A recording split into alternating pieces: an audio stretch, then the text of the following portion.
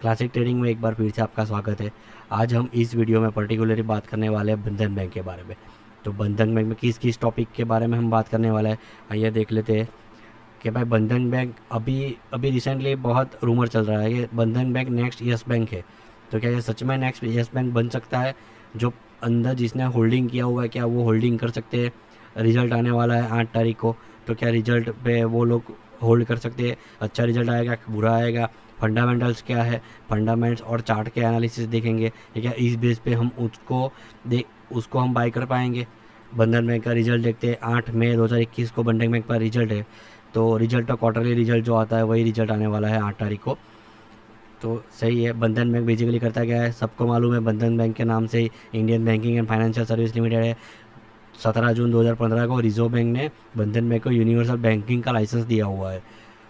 अब बंधन bank basically micro finance पे काम करता है, मतलब जो छोटा छोटा बिजनेस होता है उसको प्रमोट करता है, उसको लोन देता है।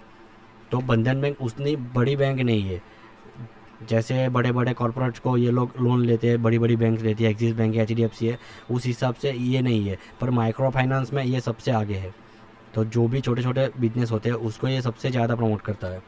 फंडामेंटल्स देख ले। P ratio 3.08, return of assets 2.58%, net NPA 0.26, gross NPA 1.11।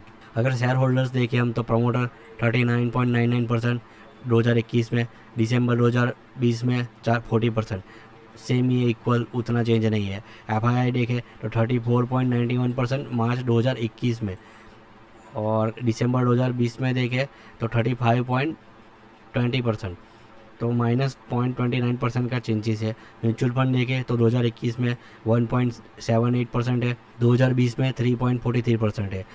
तो इसका देखें तो म्यूचुअल फंड -1.65% डिक्रीज़ हुआ है, वो लोग निकल चुके हैं। अगर नॉन इंस्टीट्यूशनल इन्वेस्टर की बात करें तो 23.91% मई 2021 में है, और दिसंबर 2020 में 20.43%, मतलब 2.76% इंक्रीमेंट हुआ है। अदर DII देखें तो 0.13%, और दिसंबर 2020 में 0.94%, तो डिक्रीमेंट -0.81%। अब इन तीनों के हिसाब से ये इक्वल है। तो बंधन बैंक जितना निकले है उतना उतना नॉन इंस्टीट्यूशनल इन्वेस्टर बड़े हैं, मतलब। पर यहाँ पे प्रॉब्लम कहाँ पे आती है, तो प्रमोटर है, FII से म्यूचुअल फंड है, वो बड़े बड़े कैपिटल है। DII से वो भी बड़े बड़े कैपिटल इन्वेस्टमेंट आते हैं। उसके सामने नॉन इंस्टीट्यूशनल इन्वेस्टर जो हम जैसे रिटेलर होते हैं, या जो थोड़े बहुत अग्रेसिव ट्रेडर होते हैं, वो लोग होते हैं।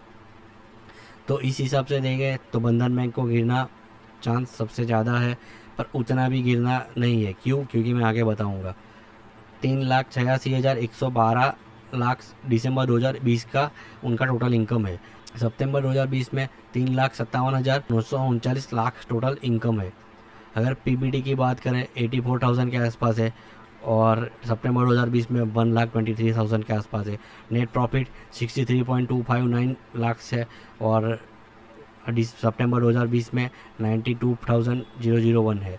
अगर अभी तक का इनका डिविडेंड देखें तो 2 ही बार उनका डिविडेंड आया हुआ है, एक 2018 में, एक 2019 में। ₹1 आया हुआ है 2018 में, और ₹3 पर शेयर दिया हुआ है 2019 में। तो ठीक है, डिविडेंड उतना खास मिलता नहीं है। मंथली डिलीवरी वॉल्यूम -4% है, जो लेस है, डिक्रीज़ हुआ है। 1 day delivery volume 2.5% over 5 days है। जो RBI की पॉलिसी आई है उसके हिसाब से आज बंधन बैंक अच्छा खासा गिरा हुआ है।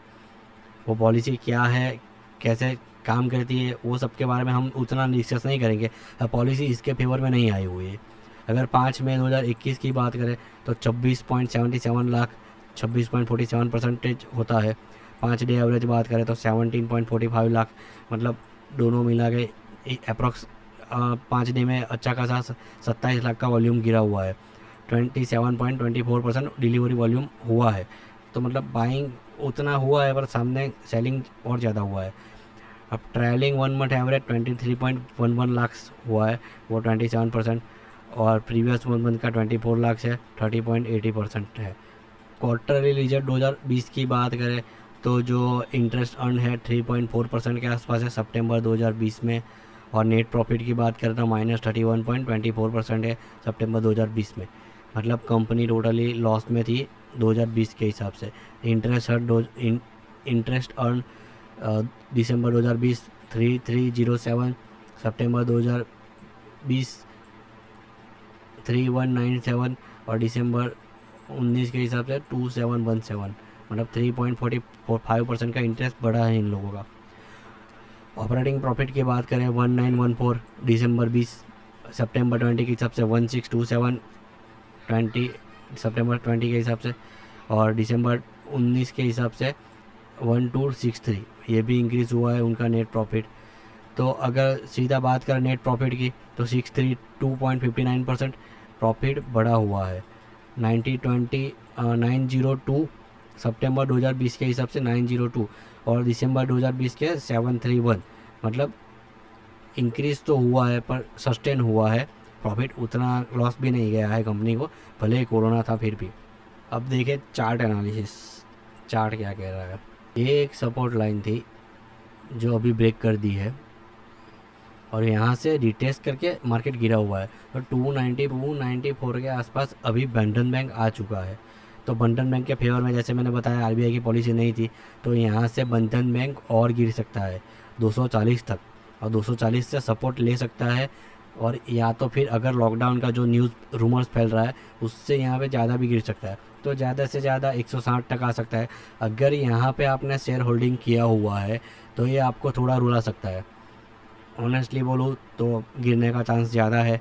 एक यहाँ पे एक सपोर्ट बच रहा है, यहाँ पे अगर सपोर्ट ले लेता है तो अच्छा खासा यहाँ से अप मूव आएगा अगर लॉकडाउन नहीं लगता है तो।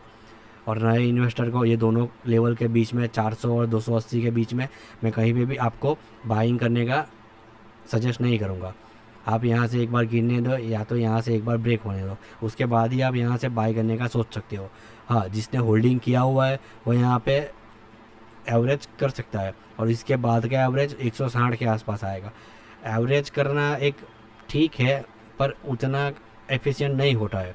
अगर आप प्रॉफिट में भी एवरेज नहीं करते हो तो लॉस में एवरेज करके आपको लॉस ही होगा। तो समझ के एवरेज कीजिए। आप अपने फाइनेंशियल एडवाइज़र से एडवाइस लीजिए कि भाई मैं एवरेज करूँ, अभी करूँ, वेट करूँ, कैसे करूँ। उनसे पूछ के ही आप अपना जो भी ट्रेडिंग डिसीजन है वो लीजिए। बाकी अभी मैं सजेस्ट नहीं करूँगा। हाँ, होल्ड कर सकते हो। अगर 280 ब्रेक कर देता है तो जितना उन्होंने भी होल्ड किया है वो यहाँ पे सेल करके जब नीचे आ जाएगा तब वहाँ से अच्छी खासी क्वांटिटी में बाई कर सकते हो। तो चार्ट यही सजेस्ट करता है। अब आते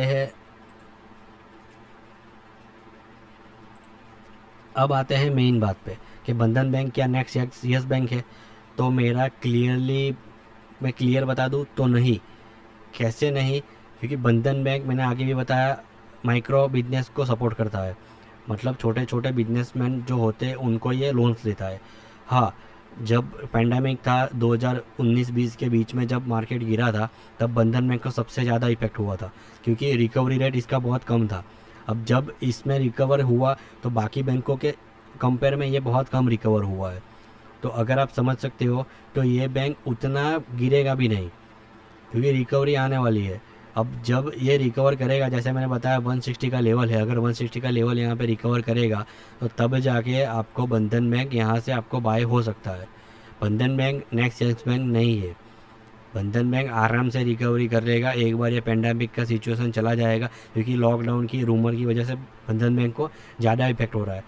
तो आप अगर बाई करके बैठे हो टॉप के लेवल पे तो 280 का लेवल याद रखिए। अगर ब्रेक होता है तो आप निकलने का सोचिए, और अगर आप होल्ड कर सकते हो तो 160 से आप ज़्यादा एवरेज कर सकते हो। तो यही मेरा सजेशन है, और अपने फाइनेंशियल एडवाइज़र से पूछे बिना आप ट्रेड मत कीजिएगा। तो थैंक्स फॉर वॉचिंग। अगर आपको कोई क्वेश्चन है तो आप कमेंट सेक्शन में कमेंट कर सकते हो, मैं उनका आंसर दूंगा। अगर आप मेरे चैनल पे नए हो तो प्लीज़ सब्सक्राइब कर लीजिए और बेल आइकन दबा लीजिए, तो आपको सबसे पहले मेरा नोटिफिकेशन मिलेगा। Thanks for watching. Please like, subscribe and share.